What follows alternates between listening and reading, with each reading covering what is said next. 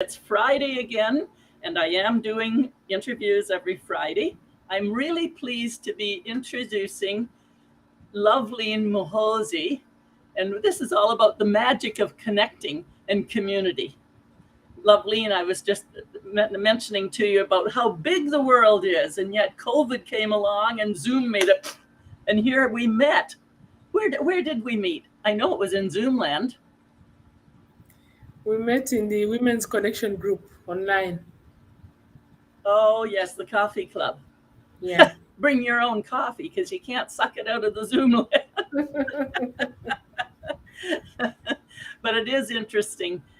Uh, and of course, whenever I see people from other cultures, and then you get to be very special because you can't get away from the different skin, can you? If it's No. somebody from another white skin, I might not know.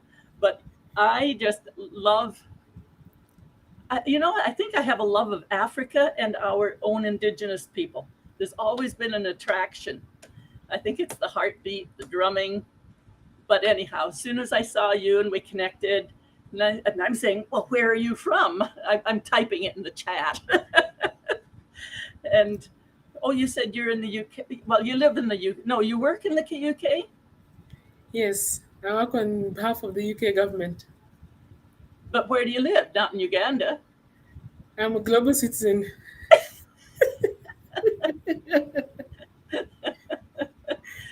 But you are from Uganda, right? I am a Ugandan. That's quite all right. So I travel all over the world. So I sometimes I'm in Uganda, sometimes I'm in the United Kingdom because that's where I work. Sometimes I'm in the United States. I'm a global citizen. And I don't know if I'm a global citizen, but I'm a world adventurer.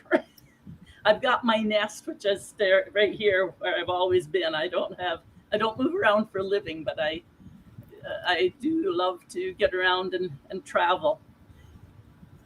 And I started out with the African community, I guess, 18 years ago when I helped bring an Ethiopian family to Canada. And I was on the committee to help them get used to. I said, well, I'll take them around town and get them a cup of tea. Well, that was 18 years ago, and we're still enjoying our tea together, and they are indeed my family. I am theirs, and they are mine. And from there, also, we had the Quinte Grannies for Africa organization through the Stephen Lewis Foundation. And when that started up in Belleville in 2006, I was one of the, not a founding member, but very close on, very early member, and still am. So we add all those things together, and then I got to go to Uganda as well and met first Liz Ingabire. That's where I stayed when I visited Uganda. I lived right in her home with her. And then because of all those experiences, then I met Ronald Bichekwa on Clubhouse. So when you showed up in the women's coffee chat group, and I said, well, where are you from? You said Uganda. And I said, I've been there. And we struck up a friendship. And what happened from there? We kept on exchanging our experiences about Uganda. And then you mentioned how you had visited Mbarara, which is my hometown where I was born. And that strengthened our relationship. And eventually I let the cat out of the bag and I told you that I have a dream that I've been carrying for so many years. And I had this passion of helping women and the girl child in Uganda, but I didn't know how to start. So I felt like as if I was in a safe place just to speak to you and tell you about this passion of mine and the dream that I had been carrying for years. It was like a pregnancy. I confided in you and I said, this is what I want to do, but I don't know how to start. And you said, wow, I've been to Uganda before. You've given me goosebumps. And we started from there. And then you connected me to Ronald, who is a resident of Palisa district. And eventually he became my main point of contact in Uganda, in Palisa. So we started brainstorming about my dream and how we would deliver it. And then he helped me through the whole process of registration of the organization, looking for office space, mobilizing of women, preparing the necessary documents and everything, until that time when the delivery of the dream came. And it was on the 12th of August, eventually, finally, that my dream was birthed Boom! with an explosion of 700 attendees. So That's amazing. that That's is amazing. yeah, Sorry. that's how our connection went and what it has produced, really. So it I'm just shows. going to back up here a little bit as well, because you certainly, we both went over with the goosebumps when you said, you have this dream. And I said, well, go for it. Because I think you said, well, yeah, it's been, I've been pregnant with it for 12 years. That'd be like an elephant or something. But I love the terminology, this dream, been pregnant with this dream for so many years, 12 years. And you had the impression that you had to have a lot of money. Everything had to be all set up so things could multiply quickly. Am I correct on that? You are very correct. And when I confided in you, you said to me, you don't need to have a lot of money to start. And when you said that, you made it look like as if it was simple. But as time went by, I noticed that it was something simple to start. And with your guidance, you made the whole journey so easy and relaxed. And I think that's what enabled us to deliver so many projects, 11 projects in a short period of 3 months. Because before I was so scared and was like, wow, am I going to do this? But when you told me that you don't need so much money to start, and I grabbed that word, and off we went. And since then, we haven't looked back. So let's just go over. You gave a speech, and I do have to have you just say the opening because you touched my heart. And I want to capture having my heart touched again. So can you just explain what a connection? Just the opening of what a connection. Well, it was during an online meeting like this one when an unexpected encounter occurred. Something that left an indelible mark on my heart. I met such an incredible, one of a kind Sandra Volks from Canada. And Sandra exemplified a unique blend of authenticity, kindness, and wisdom. And it showed me that our unique paths, our amazing paths, they are shaped by the people we encounter on the journey of our lives. So Sandra's coming to my life has changed my life incredibly. Um, you, the connection that we struck both of us has created an explosion of something that I never thought that I would see with my eyes. And you helped me to come out of my comfort zone and confront my fears by joining Toastmasters to work on my leadership and public speaking skills. So if it wasn't you, Sandra, I wouldn't be here. I wouldn't have given that speech that I gave last weekend. I wouldn't have stood in the presence of multitudes of people to speak last month when I was launching the foundation. So the whole confidence and everything that I have learned along the way is as a result and it stems from the connection. And that's what I'll forever say, what a connection.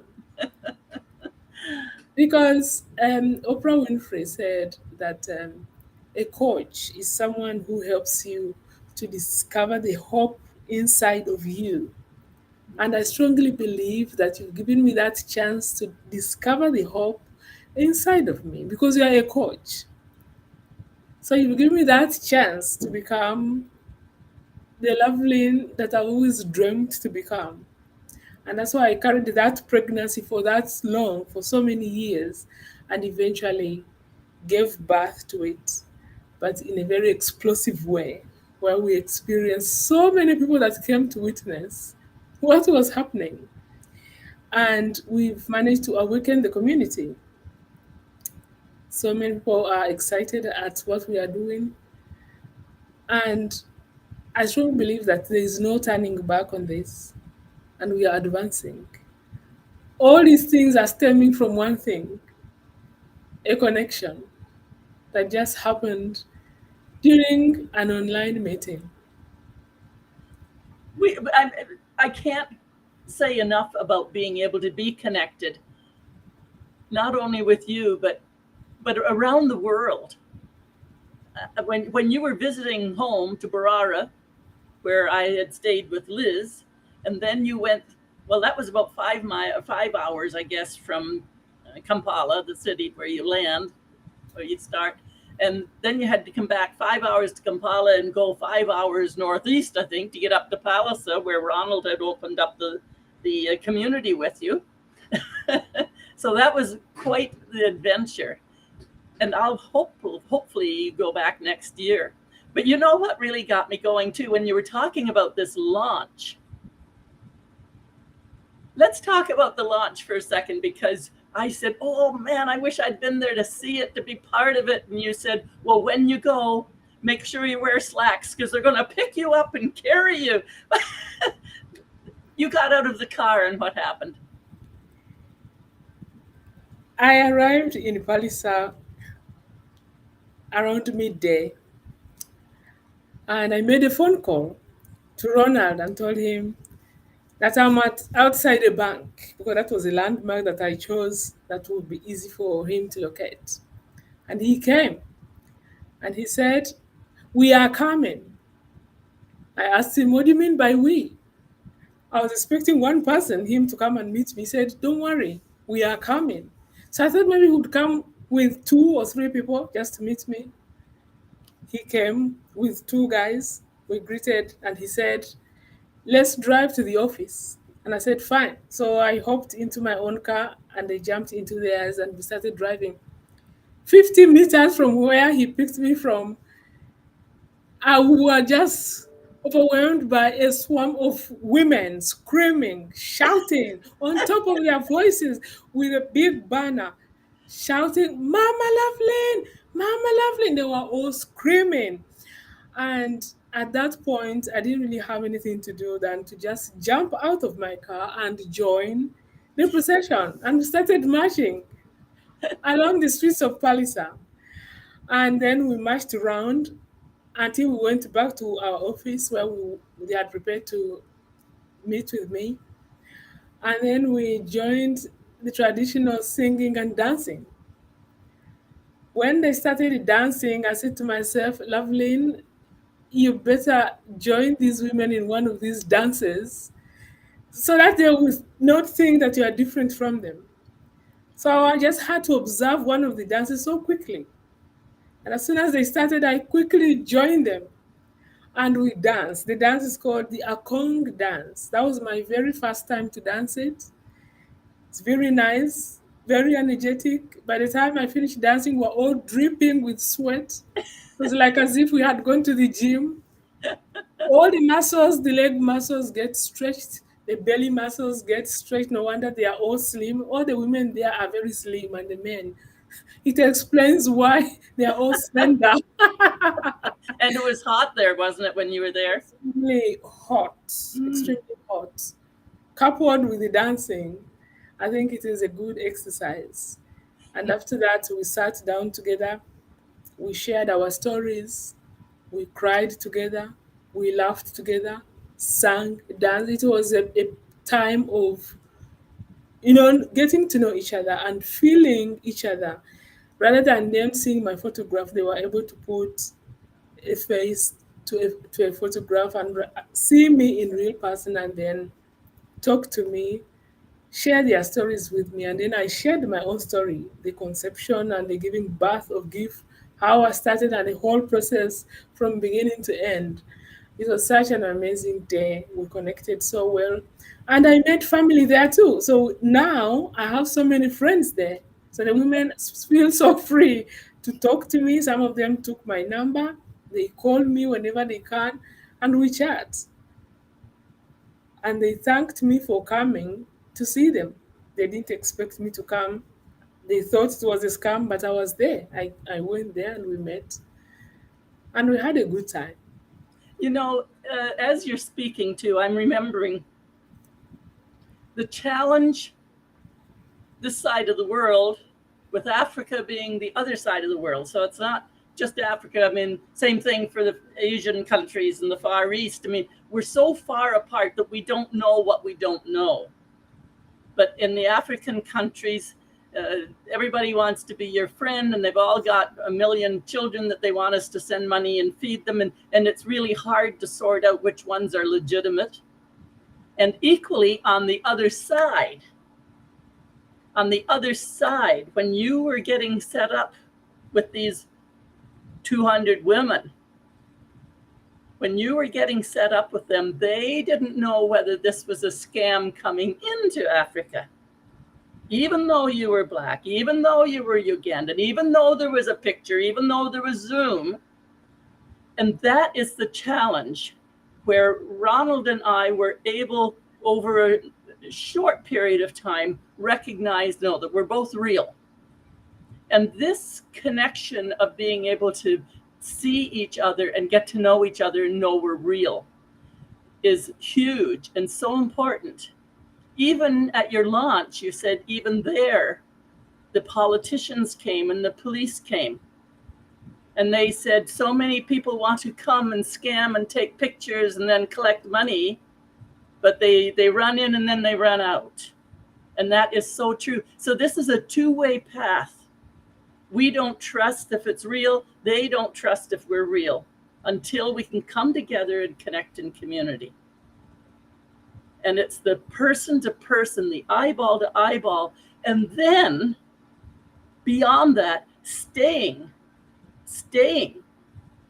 I've been going to prison for 17 years and helping the guys. I have always refused to take somebody that just wants to go in. Well, I'd just like to go in and see what it's like. No, this is not a show. If you want to come in, you will come in and do your work, and you'll be there every meeting that we go to. We need that consistency, and that's what you've done for these women. That's what I've been with Ronald. And the importance of coming together and knowing. I just want to take a moment now and run back through the projects, because you have got single moms. And some of my grannies, of course, they're single moms too. They're single grannies. So thank goodness, you've been able to incorporate my grannies, and the two foundations can do some crossover work together, which is wonderful. But you came up with briquettes. Here we would do it for charcoal, for barbecue, in your little briquette barbecue. The briquettes are more expensive than the charcoal. And you have had the women making briquettes, is that right? That's correct. Why did you choose briquettes to start? They are environmentally clean.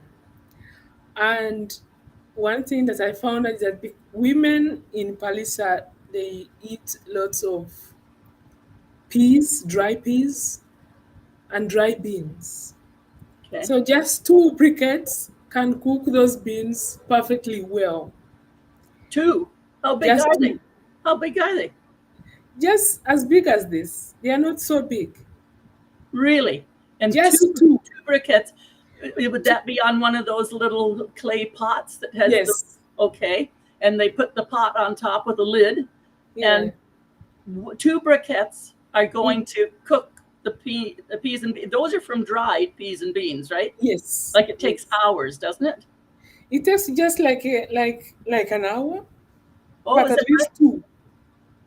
Oh, An hour or less, yeah. But at least 2 briquettes are the ones that cook those dry beans or dry peas. They are environmentally clean, okay. and they don't produce any harmful fumes like charcoal. Wow. And they are cleaner also because charcoal leaves a lot of dust and dirt and everywhere. Yes. For them, they are clean. Wherever you put them, that's how they remain. And women make more money in them than charcoal itself. Okay. So that's And the why they product do. and the supplies that you need are not expensive, are they? No, So here is a product that can get started with a small amount of money, put the labor in, you have a great product, and sell it, and you have a little business. that's correct. Now, once they got the briquettes, and if I'm understanding correctly, there's a huge building there near your office. I guess your office isn't far from Ronald's office, so the two foundations aren't far apart. And there's a huge building that you'll apparently can put 1,000 people in. That's big. So Yeah, these that's 200 right. women, those 200 women come together when you're teaching, and you're teaching something every weekend, right? That's correct. Every weekend we have a different project that we teach. So it depends on how many women have registered in a month. So we do it in phases. And they go through stages until they graduate. For instance, the ones that started with us in January, they started with liquid soap making. Liquid soap for Yeah, what? so Liquid soap for what? For the dishes or their hair, for the or dishes, for mopping the floor. oh, okay. Yeah. So we started with that project and then they progressed to charcoal briquettes. Then some diverted because they wanted different skills, farming, hairdressing, tailoring. Others are making hair shampoo, powdered soap. We have people that are making crafts. So we've done so many projects since we started, and depending on how many register, each group goes through the same orientation from the beginning and Okay. go through all the processes, and then they choose where they want to fall depending on their skill, their expertise, and their interests. So you can't force someone to become a hairdresser when she wants to do tailoring. So we ask them, what do you want to do? And And with the they tailoring, how do they do that? Is that all by hand, or did you say that you? no, we have sewing machines. We have sewing machines in our office.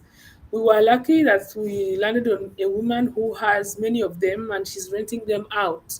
Renting them? So, Okay. yeah, so we were able to rent some sewing machines and bring them into the office itself. And that's where they come and learn from and progress. So we've trained 198 women in tailoring since we started. Oh my goodness. Oh, that reminds me of something else that you laughed because they were running up to you in the street measuring you so they could make.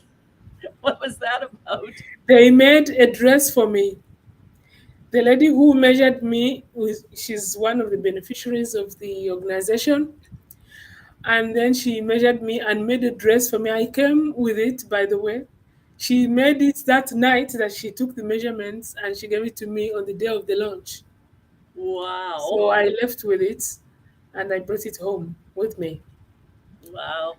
And she, one of the tailors, not one of the, one of the ladies who learned skills in hairdressing recently made hair of somebody and they paid her. So the first money that she made, she bought a chicken and she named it after our organization. It was such a funny story. And what'd you do with the chicken?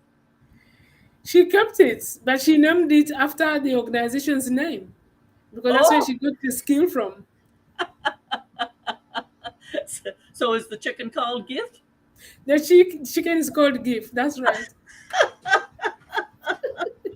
Oh, that's beautiful. I love it. And another project they're doing is making Vaseline, I think you said. Yeah, we have made some petroleum jelly as well. Petroleum jelly, yes. Yeah, and the good thing is that people now are beginning to come and purchase those products from our offices. So, what we do when the women learn, we package them well and brand them with the organization's name and logo.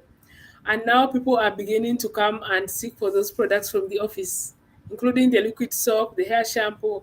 All the products are there on display. So we are selling them, and the money we get from there, we use it to buy more chemicals to make more products to teach other women who are joining the organization afresh. Oh, wow. Like it's just it warms my heart, and I really thank you for your little talk about the Sandra ball. Because I remember when you because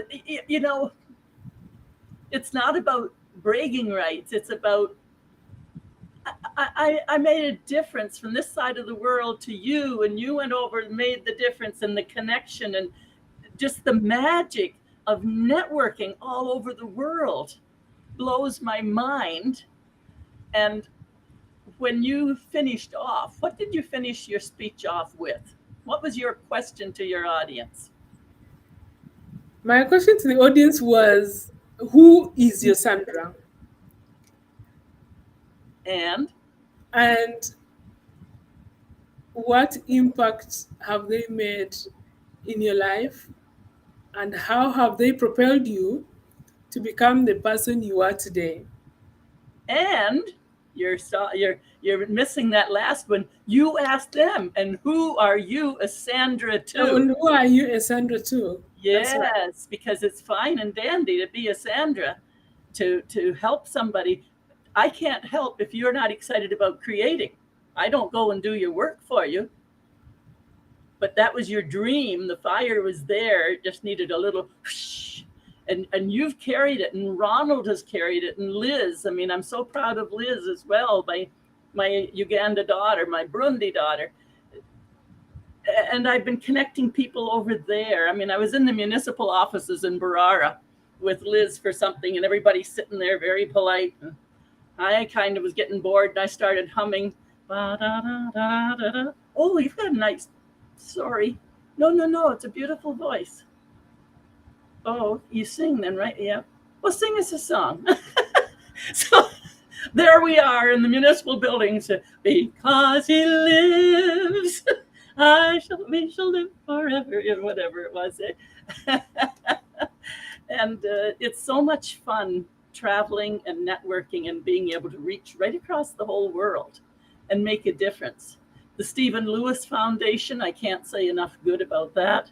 In fact, I sent you to get the book Powered by Love, and you took one to Ronald as well. And he says, this is the Bible now here for us to find ways, to grow. And my Quinte Grannies for Africa, whenever I talk about what I'm doing in Uganda, I say it's your own fault, your fault, because Stephen Lewis and you guys all taught me how to make a difference in the world, even from grannies. But I'm just so excited about the whole aspect that GHIF is a real foundation. The women who were afraid you might have just been somebody on a piece of paper in a picture that somebody had substituted, to see that picture and there's your face. And that's you. And here you are in the flesh. Makes all the difference. And I'm just blessed to have met you, blessed to be participating in the work that you're doing, even from afar, and just thrilled that you and Ronald have been able to bond, and the two foundations are going to do so much. Absolutely. On their own, combining here and there, and growing. So Loveleen, I just really want to thank you for taking the time to come and celebrate with me this wonderful launch that you had, this wonderful foundation that you've given birth to after 12 years of pregnancy, building your dream. And you have got 200 women dreaming over there, and 700 came to the launch. Actually, we have expanded since the launch. Since last week alone, not even last week, on Wednesday, just said a day before yesterday, my team visited 3 villages. Yesterday, they visited 4, and they registered hundreds and hundreds of women. And today, they visited 4 more villages within the same district. So we've gone beyond the 200, and we are now heading towards 500. And we will be covering the whole district by the end of this month, because we've been invited to go and launch in another district by the government officials. So we have to first finish the work in the district, Palisa district, and then before we can now cross the borders and go and launch ourselves in another district. So the work has expanded. The radio is still announcing, even when we stopped, even when the launch ended, they went ahead because of what we are teaching. Many people have heard about our teachings, about the mindset change, about things like taking action, borders, creating boundaries for personal boundaries, self love, and self compassion. They are wondering where all these teachings are coming from, and they've never heard about them. So that is what is so exciting. We are not only teaching um, practical work projects, we are also teaching theories because they need all this information. They need to change their mindset. The mindset change is a subject matter that we teach every month. We have to repeat it. Wow. Every single month, we must repeat the same subject so that it will sink in and then have their mindset changed before they can now start taking action based on what they have learned. So the whole thing is so exciting. It's not only the Oh, yeah, practical work that we I totally forgot to add that part in, but I mean, I'm all about mind shift. In fact, that's the name of the group that you come to on Mondays, Mind Shift Discussion Group. And Ronald has kept shifting and shifting and shifting. And every time he shifts, he says, "Oh, I thought I was done. Now you're shifting me again." And this mind shift is so powerful. I totally forgot, because you can teach, but if they're coming for money and you don't hand out money, you hand out free training.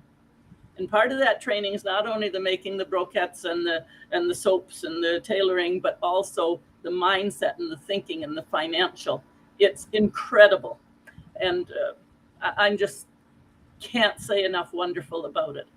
I do hope that you'll share this around on your own pages as well and add in some information. Feel free to go in and comment on my pages there as well with your connection. We'll put those in. And I'm going to have to wind this up because we're still going on over the 30 minutes. But this has been an absolute delight, Loveleen. I just love having you here to interview. I'll go back to the same statement that I made earlier. What a connection. And I can only say that the world we live in today thrives on connections and relationships. That's all, because it has changed. In everything that we want to achieve, someone must introduce you to somebody. We can't do everything all by ourselves. So we are all thriving on connections, and the connections that they are just like the fabrics, the threads that weave the fabrics of our lives, connections and relationships, and introductions also. The way Mhm. we introduce ourselves and others determines what happens in the future. It's so true. Thank you for that, Loveleen. Lovely words to finish on. It is Loveleen from the Genuine Happiness Foundation, International Foundation in Uganda, working in UK, living in US, and connected with Sandra by Zoom land in Canada. I love it. It's Coach Sandra, Compassionate Queen of Straight Talk, signing off, and we'll look for your comments. And if you're ever feeling like making a donation, we've got really good places to use it. Take care, all. Thank you.